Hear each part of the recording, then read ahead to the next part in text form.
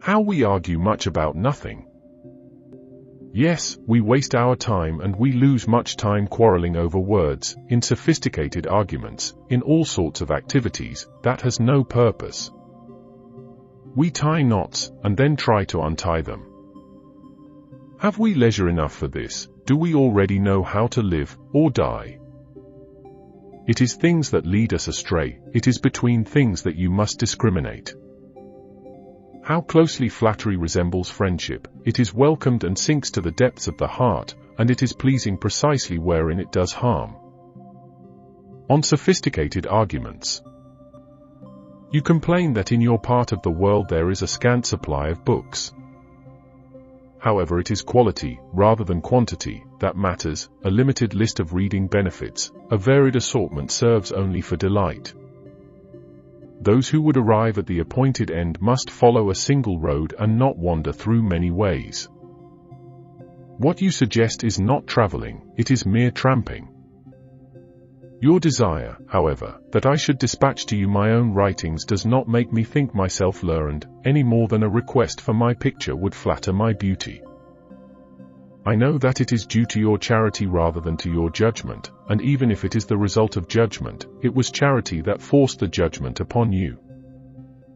Whatever the quality of my works may be, read them as if I were still seeking, and were not aware of the truth, and were seeking it obstinately too. For I have sold myself to no person, I bear the name of no master, I give much credit to the judgment of great people, however I claim something also for my own. For these people too have left to us, not positive discoveries, but problems whose solution is still to be sought. They might perhaps have discovered the essentials, had they not sought the superfluous also. They lost much time in quibbling about words and in sophistical argumentation. All that sort of thing exercises the wit to no purpose. We tie knots and bind up words in double meanings, and then try to untie them.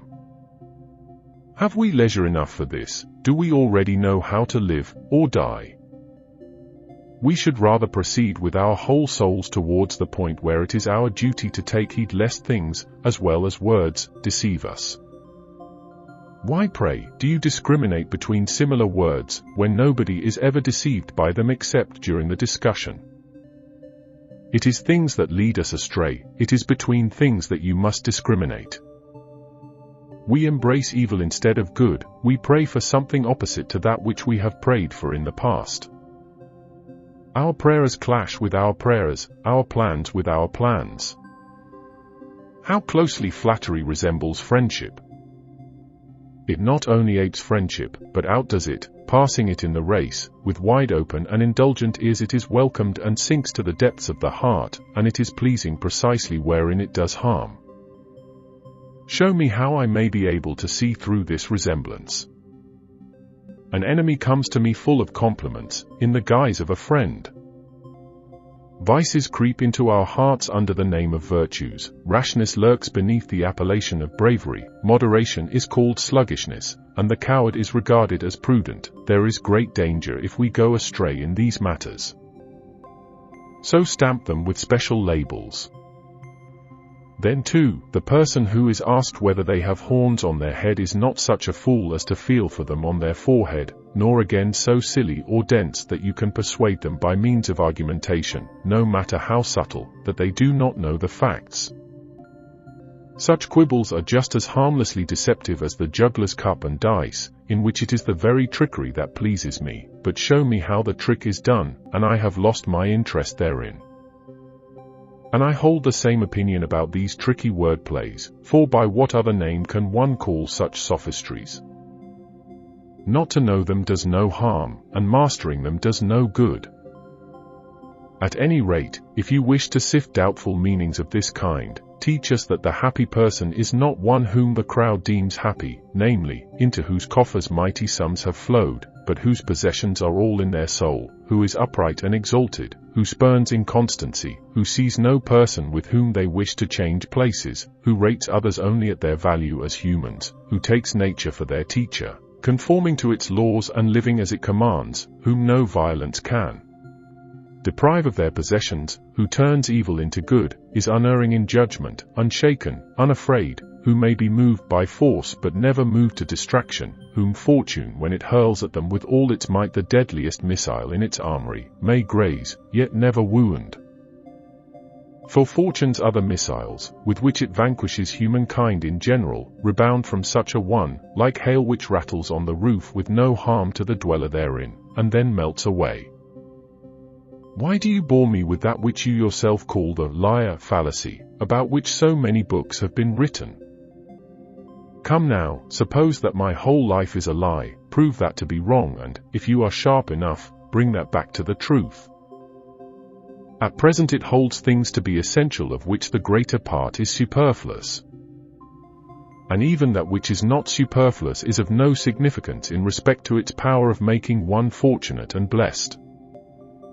For if a thing be necessary, it does not follow that it is a good, else we degrade the meaning of good, if we apply that name to bread and barley porridge and other commodities without which we cannot live. The good must in every case be necessary, yet that which is necessary is not in every case a good, since certain very paltry things are indeed necessary.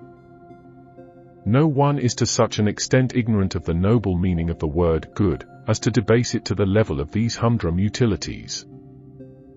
What, then, shall you not rather transfer your efforts to making it clear to all people that the search for the superfluous means a great outlay of time, and that many have gone through life merely accumulating the instruments of life? Consider individuals, survey people in general, there is none whose life does not look forward to the morrow. What harm is there in this, you ask? Infinite harm, for such persons do not live, but are preparing to live. We postpone everything.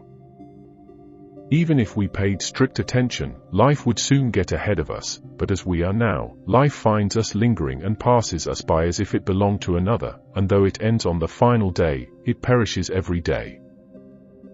So I shall postpone to another day our case against the hair-splitters, those over-subtle fellows who make argumentation supreme instead of subordinate. Farewell, Seneca, Stoic Taoist.